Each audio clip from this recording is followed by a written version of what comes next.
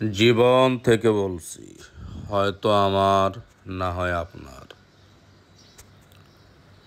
আমাদের সকলের জানা প্রয়োজন, পৃথিবীর কোনো সম্পর্কই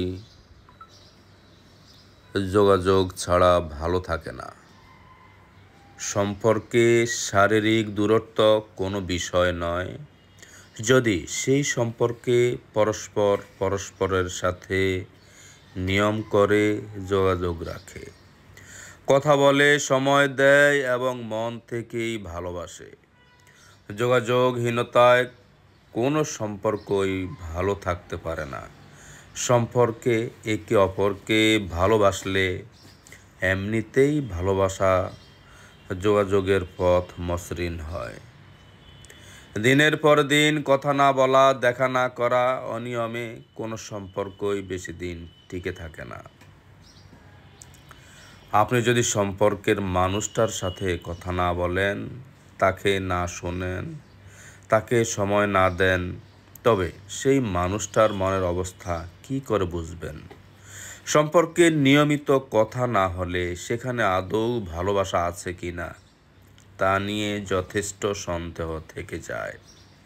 সম্পর্কে যোগাযোগহীনতা তখনই সৃষ্টি হয় যখন এক পক্ষের উদাসীনতা চরম আকার ধারণ করে, যখন গুরুত্বহীন হয়ে পড়ে সম্পর্ক এবং সম্পর্কের মানুষ।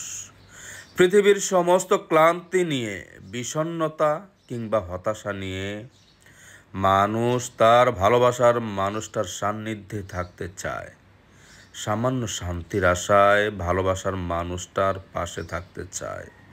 একতরফা ভাবে সম্পর্ক কত দূর আর এগিয়ে নেওয়া যায়। এক পক্ষের যোগাযোগ আগ্রহ কখনোই সম্পর্ক ভালো থাকে না। সম্পর্কে উভয় পক্ষের আগ্রহে যোগাযোগের পথ সুগম হয়।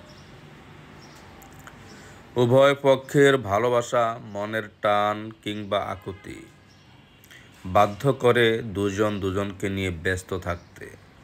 আর যখন সম্পর্কে এক পক্ষ চরম উদাসীনতা দেখায়, তখনই ধীরে ধীরে যোগাযোগের আগ্রহ এবং রাস্তা বন্ধ হতে থাকে। নিয়মিত যোগাযোগ না করা, সময় না দেওয়া, কথা না বলা, এসবই মূলত সম্পর্ক ধীরে ধীরে নষ্ট হতে থাকে। আর তারপর সম্পর্কে উদাসীনতা, গুরুত্বহীন মনে করা, মানুষটার প্রতি আগ্রহ হারিয়ে ফেলার মতো ভয়াবহ সম্ভাবনা দেখা দেয়।